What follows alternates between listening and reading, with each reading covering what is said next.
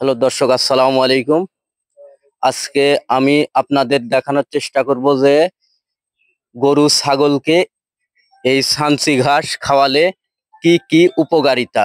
এই কৃষক মামা সে বিল থেকে এই ছানচি ঘাস সংগ্রহ করে, তার মুখ থেকেই শুনবো যে এই ছানচি ঘাস খেলে কি কি উপকারিতা হয়। আসসালামু আলাইকুম। ওয়ালাইকুম সালাম।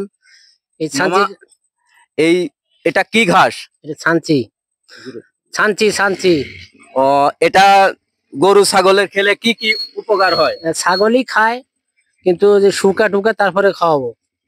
এটা খেলে ছাগলের কি কি উপকার হয়? ছাগলের অনেক উপকার আছে, যেমন অসুখ বিসুখও কম ধরবি, শুকাইলে খাওয়াইলে অসুখ বিসুখ কম ধরবি। আর ভিজা খাওয়াইলে সমস্যা আছে, মানে ভিজা খাওয়াইলে সর্দি বেশি বেশি চাপবি, সর্দি টর্দি চাপবি বেশি। ও, তো আপনি দর্শকের উদ্দেশ্যে বলেন যে এই সানজি ঘাস কিভাবে গরু ছাগলকে খাওয়ানো যায়। এটা লিয়ে যা বাড়ির যা রোদের শুকান লাগবি, শুকা টুকা তারপরে যখন চিমড়ে হয়ে যাবি তখন খাওয়াইলে বরকিটা উপকার বেশি, সবচাইতে উপকার বেশি।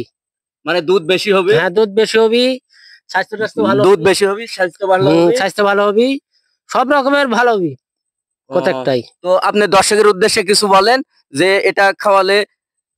আপনারা খাওয়াতে পারবেন, সমস্যা নাই, এটা উপকারী জিনিস, সমস্যা নেই, ভালো হবি। ও, তো দর্শক বন্ধুরা, আপনারা জানতেই পারলেন যে এই সানচি ঘাস এই মামা খাওয়াচ্ছে, সে ছাগলকে খাওয়ায়। এটা শুকানোর পর খাওয়ালে দুধ মাংস বেশি হয়। তাই আমি আপনাদের উদ্দেশ্যে বলতে চাই যে এটা আপনারা আপনাদের ছাগল, গরু, মহিষ এদেরকে খাওয়াতে পারেন শুকানোর পর।